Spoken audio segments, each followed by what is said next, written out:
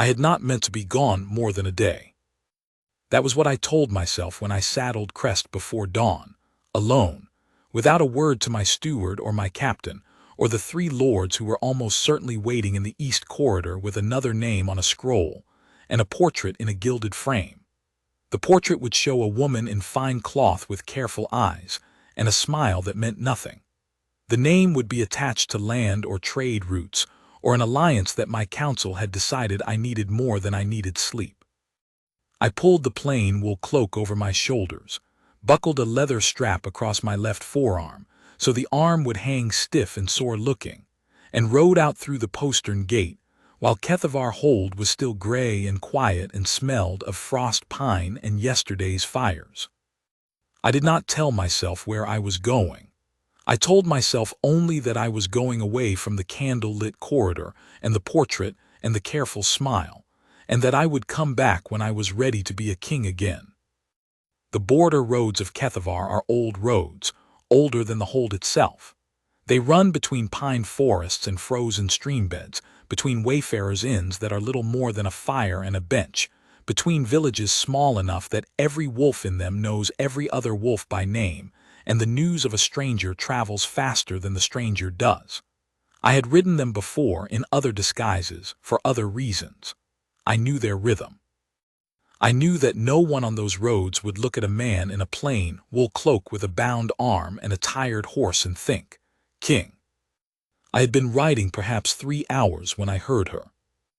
Not her voice first, the sound first, a low, even murmur, the kind you use with a frightened animal, the kind that is less about the words and more about the steadiness underneath them. I came around a bend in the road where a pine had fallen half across the path, and found a gray wolf lying in the mud of the verge, one foreleg held at the wrong angle, and a woman kneeling in the frost beside it with her hands moving over the joint with a sureness that told me she had done this before. A brown mule stood a few paces back, loaded with saddlebags, utterly indifferent to the wolf, the woman, and the cold. The woman did not look up when Crest's hooves crunched on the frozen mud. "You can pass," she said. "He won't bolt." "He can't just now." "Is he yours?" I asked. "No." She pressed 2 fingers along the wolf's shoulder, and the wolf made a sound, not pain exactly, more like acknowledgement. "He's a village wolf from Pern, I think. There's a village 2 miles east that keeps a gray pack. He'll have gone further than he should and turned his ankle on the ice." She sat back on her heels. "I'll splint it, and he'll be home by dark if you have a strip of wood in your pack you're not using." I did not have a strip of wood. I had a good knife and 2 days of dried provisions, and the kind of money that would have given me away immediately. So I said nothing about the money and got down from Crest and found a broken branch near the fallen pine, and cut 2 short, straight lengths from it without being asked. She took them without looking at my face, wrapped the wolf's leg with something from her satchel, tied the splints with a practiced economy of movement, and then sat back again and watched the wolf decide whether to trust its own leg. The wolf stood. She made a small, satisfied sound, barely audible, and the wolf walked carefully, with the particular deliberateness of an animal that is surprised to find itself capable, toward the tree line. She watched it go. Then she stood and dusted the mud from her knees and looked at me for the first time. She was perhaps 30. A plain face, not a court face. No one had ever arranged it for an effect. Dark eyes that took their time. She wore a healer's satchel across one shoulder and a heavy cloak the color of wet bark, and a pair of boots that had clearly survived several winters more than they were designed to. She looked at my bound arm without making a point of it. "Riding with that strapped," she said. "It manages." She picked up her mule's lead rope. "Kethavar Hold is north, Pern is east. Where are you headed?" "North eventually, no urgency." "Then you can keep the pace of a mule for a few miles if you like. The inn at Felden has good soup and a fire that actually draws." I said I could keep the pace of a mule. Her name was Marin. She told me that in the same breath she told me the mule was called Bram, and that Bram had opinions about mud, and expressed them audibly, but was otherwise reliable. She did not ask my name with any particular insistence. She asked it the way you ask the name of anyone you are going to travel beside for a few hours, because it is easier than saying you every time. I gave her a name that was not mine. Aldrich was too well known on these roads. I called myself Holt, which was the name of the steward's dog and the first word that came to me. She said Holt once to fix it, and then moved on to telling me what the frost that morning meant for the roads west of Felden, which was nothing good. That was how we came to be walking north together through the pine forests of Kethavar's border country, a disguised king and a packless healer, and a mule with opinions, on a road that was beginning to ice at its edges as the weak winter sun moved behind clouds. I had expected to feel ridiculous. I felt, instead, an uncomfortable lightness that I did not immediately know what to do with. She spoke to me without deference. That was the first thing I noticed, and it was more disorienting than I had anticipated. In the hold, every sentence directed at me carries a cargo, an ask nested inside the courtesy, an angle nested inside the smile, a calculation under every compliment. Even the people who genuinely liked me, the old steward, my Captain Riveth, spoke to me with a care that was partly affection and partly the awareness of what I was. Marin spoke to me as though I were a man with a sore arm on a cold road, which was precisely what I appeared to be, and the sensation of it was so unfamiliar that I kept waiting for the angle, and it never came. She knew the border country in the way people know a place they have walked through many times but never lived in, the particular tree at the Felden Fork that tilts north and marks the turning, the inn at Felden itself, which was run by a woman named Das who kept a clean hearth and watered her ale only slightly, the village of Pern, which was having trouble with a sick pup and had sent word south to any healer passing through. She had turned her route to take in Pern on the way. She always turned her route for that kind of thing. She said this without pride, as a statement of logistics. The pup was sick, and she was going past Pern, and that was the end of the calculation. "You don't keep to a regular road?" I asked.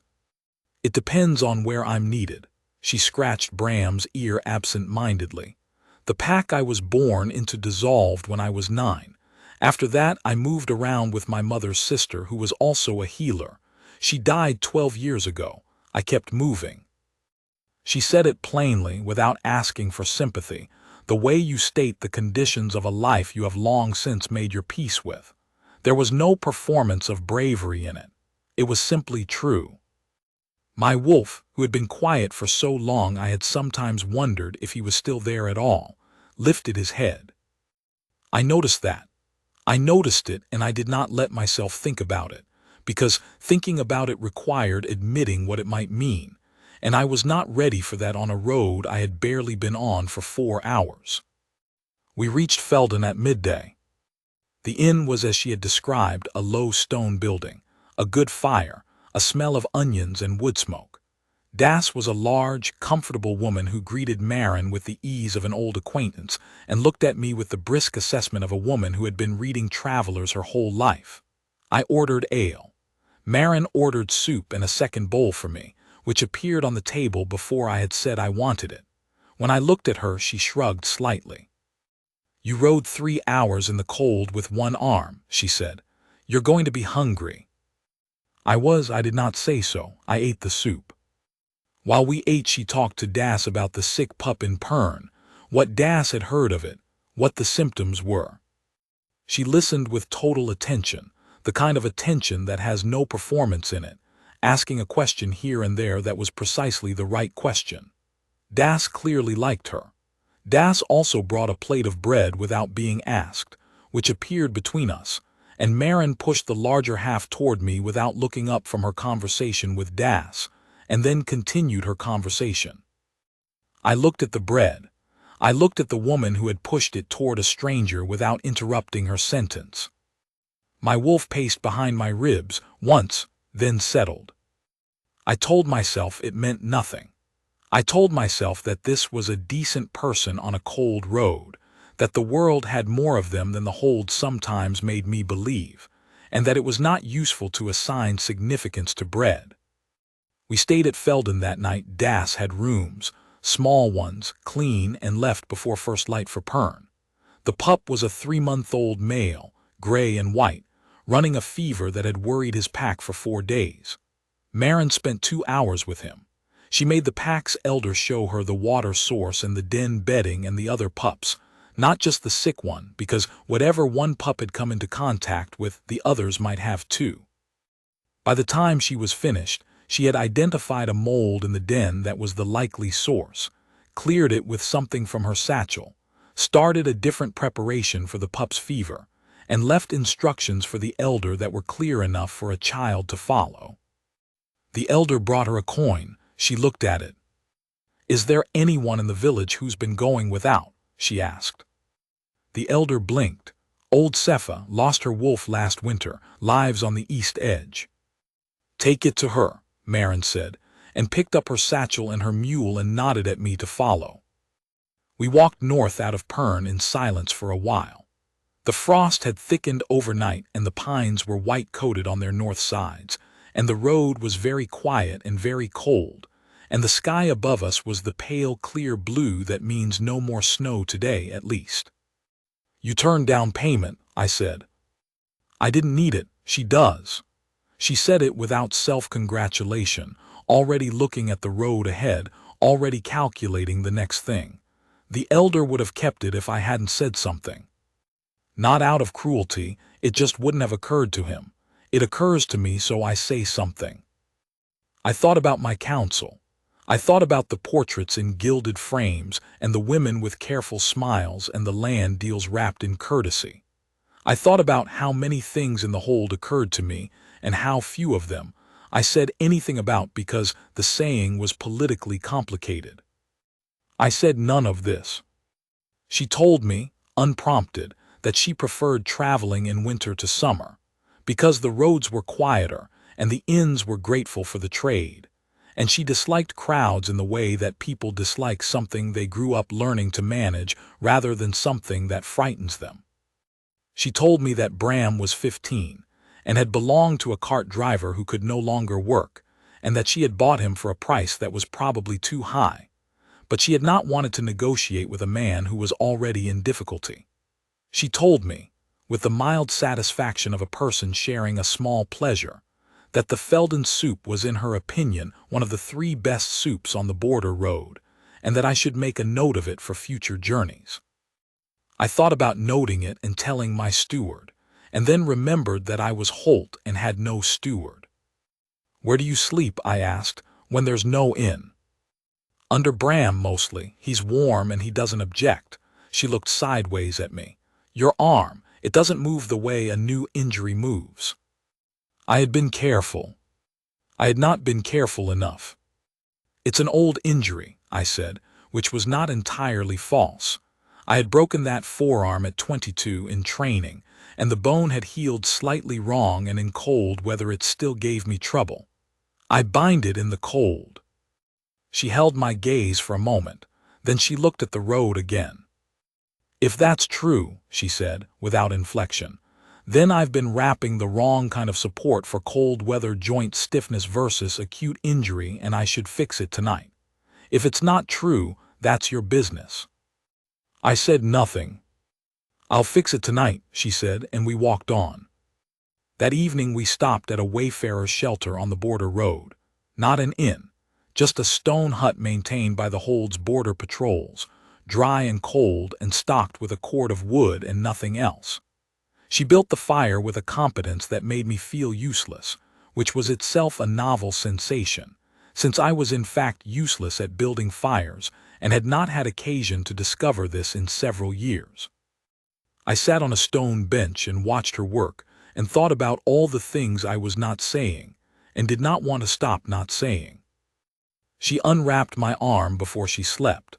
The binding she replaced was warmer and fitted differently, and she showed me, with the impersonal patience of a teacher, how to do it myself so I would not need to ask someone each morning. Her hands on my forearm were matter-of-fact and completely without ceremony, the hands of a person who had tended strangers all her adult life, and had learned to make her touch feel like a fact of nature rather than an intimacy. It still felt like an intimacy. I did not say so. "Holt," she said, when she had packed her materials away and was setting her cloak out for sleeping. "If you're headed to the hold eventually, I'm going past the border gate tomorrow. You can come as far as that." "I know. The road gets lonelier after Felden if you're by yourself." She lay down and pulled the cloak over her shoulder. "You seem like a man who's been by himself for a long time." I sat with that for a while after she was asleep. She had her chin resting on her arm and her dark eyes closed, and her breathing had slowed to the easy depth of someone who slept in cold stone huts often enough to be entirely comfortable in them. The fire made the room amber and small. Bram stood against the outer wall, ears relaxed, unconcerned. Outside, the frost was settling into the kind of quiet that only comes after midnight in a winter forest, absolute and clean. My wolf was not pacing anymore. He was lying with his head on his paws, facing her, with the settled attention of an animal that has found the thing it did not know it was looking for, and has no intention of leaving. I had been by myself for a long time. She was right about that. Not in the way that means no company. My court was full of company. But in the way that means no one who sees you as you actually are and says the plain thing and pushes the bread toward you without interrupting their sentence. I had been ruling Kethavar for 11 years. I had been lonely in the way that is almost indistinguishable from ordinary life, because you forget, after a while, what the alternative feels like. I forgot to be afraid of what this meant. I just sat with the fire and the sleeping woman and the settled wolf, and tried to remember the last time I had felt this particular quality of stillness in my own chest, and could not find it. We were on the road before dawn. She had made a preparation from her satchel before we left, something hot, a bark tea, with 2 cups, which she handed me without asking if I wanted it, and which was the best thing I had tasted since the soup in Felden. We walked through a pine forest that smelled of ice and resin, and the sky was lightening ahead of us through the trees, and Bram's breath made small clouds in the cold air, and she told me about the healer her mother's sister had apprenticed under, who had been 93 years old, and had known a preparation for a joint condition that Marin had never been able to fully replicate, and was still trying to work out 30 years after the old woman's death. "The old woman said it was a matter of timing," she said. "You couldn't prepare it too far in advance or the compound broke down. She wouldn't commit to a specific window. She said you'd know by the smell." She shook her head. "I've been smelling it wrong for 12 years. You'll get it." She glanced at me. "That's a confident thing to say about someone else's problem. You struck me as the type." A pause, then. "What type?" "The type that gets things eventually. The ones who don't need it to be fast." I paused. "It's not a common type." She walked for a moment without responding. Then, "What type are you?" I thought about this. The type that knows what needs doing and isn't always sure how to say it. She nodded slowly. "That's not an easy type to be." "No." The conversation stopped there, not from discomfort, from the ease of people who have found they don't need to fill every silence. We walked through the brightening forest and the frost and the smell of pine, and I thought about everything I was not saying. And behind my ribs something that had been tightly held for 11 years was loosening by degrees, the way ice loosens in a thaw, not all at once, not dramatically, just steadily, water beginning to move where water had not moved for a long time. We were 2 miles from the border gate when she asked, "You're going to the hold?" "Yes." "You've been there before?" It was not quite a question. I said, "Yes." "I've never been inside it," she said. "I've been as far as the gate. The hold's wolves know my scent from the road. I've tended a few that came this far out. The pack inside is a different thing. They'd know you." She looked at me. The look lasted a breath longer than ordinary looking. "Holt," she said, "who are you?" I opened my mouth. Then the gate came into view. The border gate of Kethavar is a stone arch 60 feet high, set into the outer wall of the hold's territory, and it is not normally staffed in force. That morning it was staffed in force. My lords were there, Lord Riveth, who doubled as my captain, and 2 members of my council and 6 of my guard, in armor and livery, with the hold standard flying, because I had been gone 2 days longer than one, and they had known where I would come out. They saw me. Riveth's face did a complicated thing. The guard came to attention. The lords looked from me to the woman beside me and back to me. Bram, unbothered, kept walking. Merrin stopped. The mate mark came without warning. It did not build slowly or announce itself. It was simply not there, and then it was there. A silver-white light on the inside of my left wrist that burned with a warmth I had only ever read about. And at the exact same instant I heard her sharp, quiet intake of breath, and I looked at her wrist and the same light was there. Silver-white. Identical.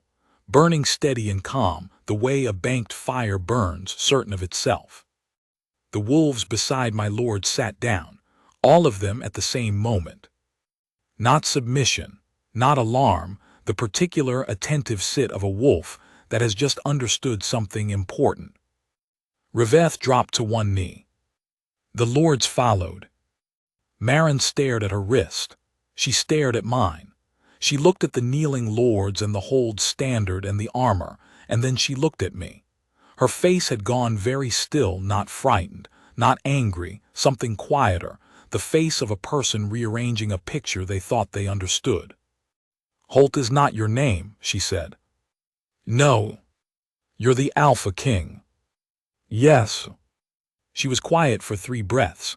The mark on her wrist pulsed once, warm, steady, unhurried. "I tended your wolves on the border road," she said. "The gray pack from Pern, 3 of them last spring." "Your wolves?" "Yes." "They knew my scent before I spoke." She said it slowly, as if she was working something out. "That was why." "That was why." She looked at the assembled lords, still kneeling in the frost. She looked at Riveth, who had the expression of a man who has long since stopped being surprised by his king, but has found a new frontier. She looked at Bram, who had found a patch of dead grass at the side of the road and was eating it with great contentment. "You were testing me," she said. "It was not an accusation. It was a statement of fact being examined for its truth." "I was testing the road," I said, which was true. I was testing whether there was anyone left on it who would speak plainly to a man with nothing to recommend him. I paused. I was not expecting to find what I found. Another silence. "And what did you find?" she said. I looked at the mark on her wrist. I looked at her face, the dark eyes and the unhurried way she looked back at me, the same way she had looked at the gray wolf in the road, with the attention of someone who is genuinely trying to understand the situation rather than perform a response to it. "I found someone who fed a stranger," I said, "who gave a coin to an old woman through an elder who would have forgotten, who fixed a binding in a cold hut because it was wrong, whether or not the arm needed fixing, who walks a longer road to tend a sick pup and then walks it without making anything of the walking." I let the words settle. "The mark is not what makes you my mate, Merrin. But it confirms what I already knew." She held my gaze for a long time. Then she looked down at the mark on her wrist. She turned her wrist slowly, watching the light, the way you turn a thing that is new and strange and might be precious, in the light to understand its shape. "I don't have a pack," she said. "I know. I don't know your court, I don't know your lords." She glanced at Riveth, still kneeling. "I don't know the proper address for a kneeling lord." "My lord," and then his name, "Riveth. The one on the left is Harvin. He worries too much." I paused. "He'll love you inside a week." Something moved across her face that was not quite a smile and not quite not a smile. A considering thing, very still. "You said I could walk back if I wanted," she said. "You haven't said that." "You can walk back if you want." I met her eyes. "The mark doesn't bind you, it names you. The choice is yours." The forest was very quiet. The frost was bright on the gate arch and on the stone walls of the hold's outer territory, and the standard moved in a small wind, and my lords held their knees in the cold, patient as they were trained to be. Bram ate his grass. Maren looked at the road behind her. It stretched south between the pines, empty and cold and familiar. She looked at the mark on her wrist. She looked at me. "The soup at Felden," she said. "You should tell your steward to source it properly for the hold kitchens." I felt something unlock in my chest that I had not known was locked. "I will. And I need a workspace. Somewhere I can dry herbs. Not a ceremonial room, an actual room with a north-facing window and shelves." "You'll have it." And Bram comes inside the gate. "Bram has grazed my lord's mounts off better pasture than that verge," I said. "He is welcome." She picked up Bram's lead rope. She walked toward the gate. I walked beside her. Ravath rose from his knee as we reached him and said nothing, which was the wisest thing he had ever done in my service. Lord Harvin opened his mouth and then closed it again, which was almost as wise. The wolves of my guard shifted as Maren passed between them, not stepping back, stepping close, not threat, recognition, the old instinct of a pack that knows the scent it has been waiting for. She noticed. She reached down without slowing and put her hand briefly on the nearest wolf's head, the same matter-of-fact touch she had used on the gray wolf in the road. The wolf pressed into it. We passed through the gate. The hold's great pine forest opened before us, dark and breathing, with the hold itself visible through the trees, gray stone and firelight in the high windows, and smoke from a dozen chimneys against the pale winter sky. Kethavar, which I had ruled alone for 11 years, which had felt in the last months less like a kingdom, and more like a very large room I had been locked in for too long. "It's large," she said. "Yes. You live in it alone. Until today." She was quiet for a moment. "Then, I'm not going to know how to do most of this." "Neither did I when I started," I said. "I still get it wrong." "What do you do when you get it wrong?" "I try to be the type that keeps trying," I said. "The type that doesn't need it to be fast." She looked at me sidelong, and that not-quite smile was back, and it was warmer this time, and it carried in it something that I recognized. Not the studied warmth of the court, not the warmth of performance, but the specific warmth of a person who has found something they were not looking for and is still in the process of understanding what it is and is not, at the moment of finding, afraid of it. We rode into the courtyard of Kethavar Hold, as the morning light came fully over the eastern wall and turned the stones from gray to gold. The Hold's wolves lined the courtyard on both sides. 20 of them, 30, the full inner pack wolves I had known all my life, who had slept at my feet through bad winters and harder councils, who had mourned with me and hunted with me, and in whom I had always read the patience of creatures who know something the people around them do not yet know. They sat as they had sat at the gate, the particular, attentive sit of wolves who understand something. Maren stopped in the middle of the courtyard and looked at them. "They've been waiting," she said quietly. "Yes." "For how long?" I thought about that. I thought about 11 years of the Hold's wolves sitting in doorways and at the edges of rooms with the alert patience of those who are waiting for something specific. I thought about them following her scent off the border road wolves who had never met her. I thought about the gray pack in Pern, who had known her before she spoke. "A while," I said. She nodded slowly.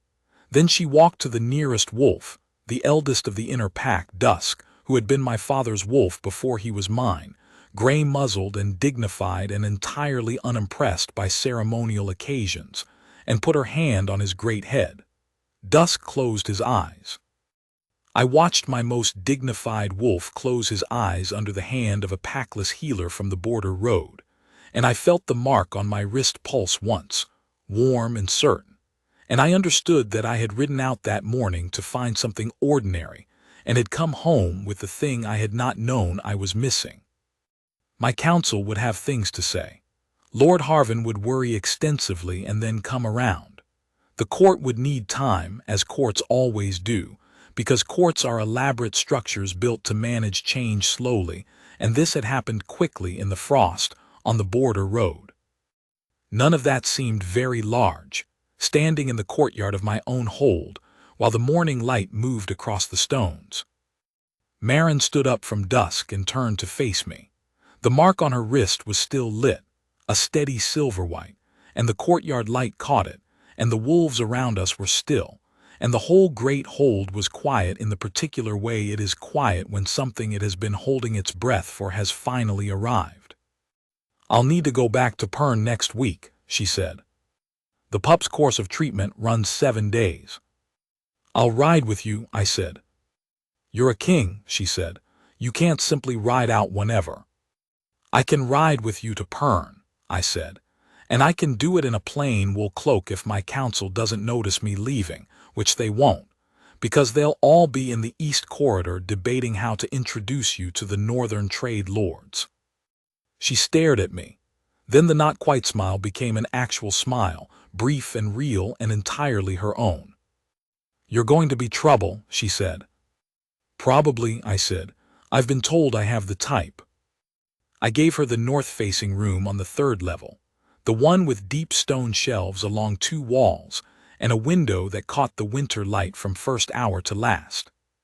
Within a week she had filled half the shelves with bundles and preparations in small labeled pots, and the room smelled of dried bark and winter herbs, and something warm that I could not name, but that the hold's wolves sought out, padding up the stairs in 2s and 3s to lie in the doorway while she worked.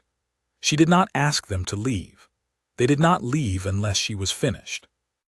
Lord Harvin brought her an extremely formal letter of introduction to the Northern trade lords, which she read carefully, asked 3 precise questions about, and then rewrote in language that was clear enough to actually be useful. Harvin watched her do it with the expression of a man who has been mildly humiliated and is extremely grateful. He did, as I had predicted, love her inside a week. He never mentioned it directly, but he began appearing at the morning councils 10 minutes early and positioning himself where he could hear her if she spoke, and when she did speak, he wrote things down. Ravath simply said, the 3rd morning, "She's right for you, my lord," and then went back to his route reports as though he had not said anything particular. She went to Pern on the 7th day.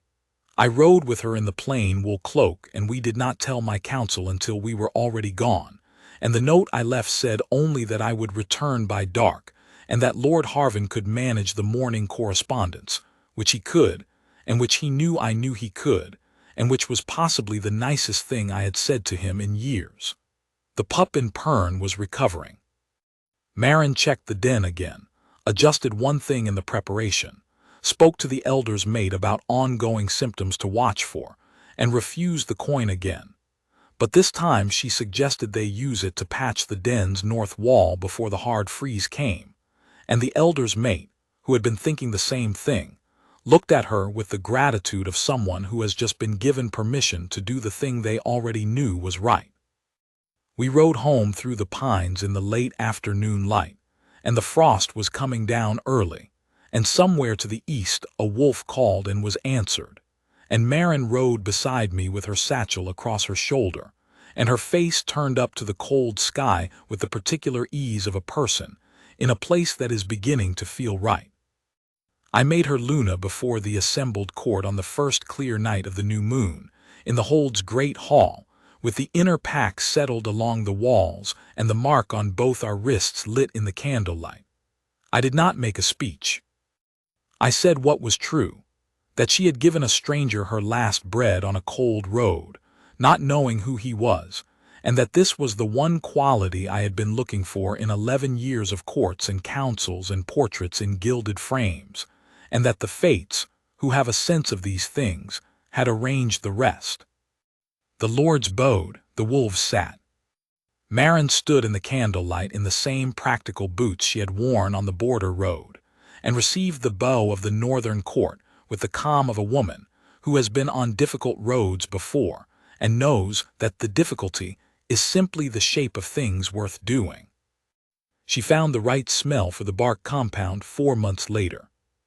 She came to find me at the council table with the small jar in her hand and said, "It's the humidity. You have to begin it in the morning before the fire is lit." With the satisfaction of a 12-year problem resolved, and I set down the boundary report I was reading and looked at her standing in the council room doorway with her dark eyes bright and her healer's mind still moving over the solution. And behind my ribs the warmth that had first stirred on a cold border road was steady and unhurried and entirely certain of itself. The same scorners who had called her rootless and of no account could call her nothing now, because she had not come to Kethavar to be called anything.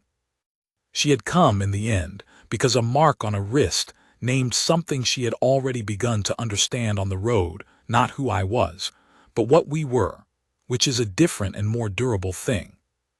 The Hold's wolves still sleep in the doorway of her workroom. Dusk goes first.